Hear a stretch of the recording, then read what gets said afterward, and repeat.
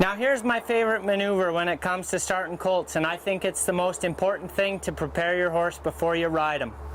It's the backup. Now a lot of people don't like to put steering or even a snaffle bit in their horse's mouth before they ride him, but I do. And we're going to show you everything, every tool in our toolbox here. The backup is really important, and I'll tell you why. If a horse wants to buck, and you've put a backup on him, every time you pick those reins up, that horse is going to think of you, and he's going to pick his shoulders up. So if you've got a horse that likes to buck, it can be a real safeguard so that when you pick your reins up, once you've rode that horse, he knows that he needs to pick his shoulders up and then he can't buck you off. So it's a great way to override bucking. And I'm going to show you how to do a real effective backup on a horse from the ground so that when you get on your colt for the first time on the first day, you're going to have a stop and a backup on your horse, and you'll have more control so that you can stay safe. So I've got my reins in my hand just like I'm going to go get on here. I've got them crossed over each side of Alice. And what I'm going to do is I'm going to stand right on the side of her. I want to make sure before I do this maneuver that she accepts me here standing nice and close to her. So if she's wanting to leave, I need to work on that first. But she's really quiet, so I'm going to show you how we put a great backup on a horse before we ride him. Now, like I said, this maneuver is awesome for teaching your horse to have control before you ride them. Don Murphy taught me this a few years ago when I worked for him down in California. He's a great horseman, and he taught me a lot of really valuable stuff, and this is one of the most valuable things I think he taught me. What you do is you shorten your reins up and you hold them just like how you would if you're riding sitting on her back. And you just apply some pressure. Now, remember we did the backing up in the ground manners. That's the reason why we did it. We did it to unlock her legs so she understands what backing up is. And now we're going to add a snaffle bit to that maneuver. So what we're going to do is we're going to apply a little bit of pressure with the bridle reins, even pressure from both sides of her mouth with both reins. Now we're going to wait on her just for a second. Now that's all we need. That's just 3 steps. It's really minimal. That's all we need to get this started. Now you're going to see this is the first day this filly's ever had a bridle in her mouth. Tonight she's going to have the bridle in her mouth in the stall while she's in the stall for the night, so tomorrow she's really used to it, so we can maybe put a ride on her. But so that's all we needed, was just those 3 steps. Now you're going to see here I'm going to just pick these reins up again, and I'm going to get 3 more steps or so. Now, of course, her face is up in the air, and she's fighting me a little bit. That's fine. I'm not too worried about that. All I'm worried about right now is getting those feet moving in a backwards direction. So I'm just going to step her up here so we got a little bit more room, because she's going to start backing up all over the place here in a second.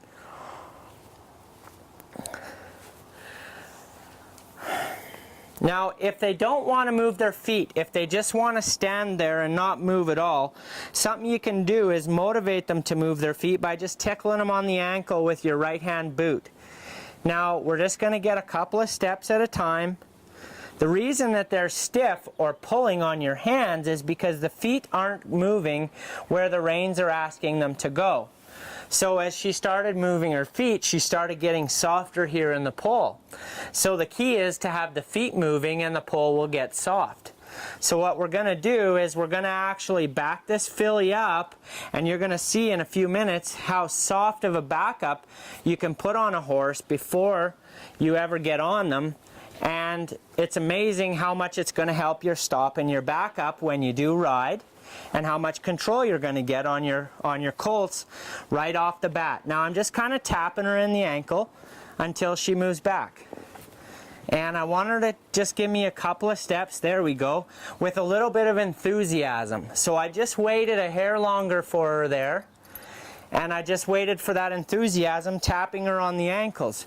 Now one thing you got to watch for when you're doing this maneuver is when you go to the side of your horse after you've taught him the backup, They may want to back up because they just think every day that when you go to the side of them it means back up.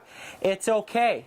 Just stay calm and relax. Once they've learned to back up, they'll forget about that. It's just one of the things that you may have to go through. I've had horses where I go to get on them and they start backing up. Now, it's far better to have control and have a great stop and a backup than to have to deal with a horse that's backing up for a few days. So it's no big deal. Now, we'll just ask her a few more times here. If she wants to move forward, we just maintain that pressure. Maintain that even pressure. Sometimes you can steer them around in that backup a little bit. Tickled her on the ankle there. Once I get a step or two with a little bit of momentum, like right there, we're going to stop. And I'm just going to give her a pat, and I'm going to let her think about it for a second. Now we just moved around the arena so we can back, or around the round pen, so we can back all the way around. So when you add this to the timing of the stop, which I'll teach you later in another session and also in the horsemanship sessions, you'll have an unbeatable stop. It'll be a lot smoother, and it'll be because the horse wants to do it.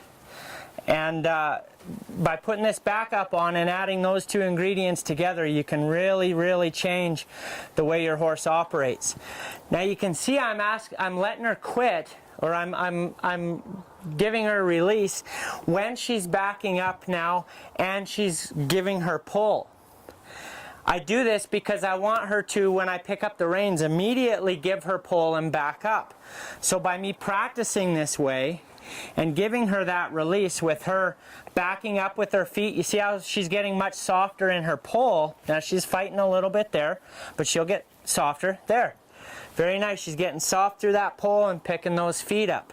So it's really improving her backup. When she's soft in the pull, she gets rounded in the back, and it strengthens her loin muscles, and it's going to help her be more limber and get into that ground a lot better when it comes time to teach her how to stop when we're on her. So the backup is an extremely important part of my program before I ever even put a foot in the stirrup. We'll just get a couple more steps here. Now in that case, she's giving me her face, but she wasn't moving her feet. So all I had to do was just tickle her on the ankle with my foot, and it encourages her to pick up her feet, so she backs up bridled. Now you'll see tomorrow, before we ride this filly, how this backup, she'll be backing up so fast you won't believe it. Now that's a really good backup for her first day, so we're just going to leave her there, and that's a great maneuver, backing up before you ever get in the saddle.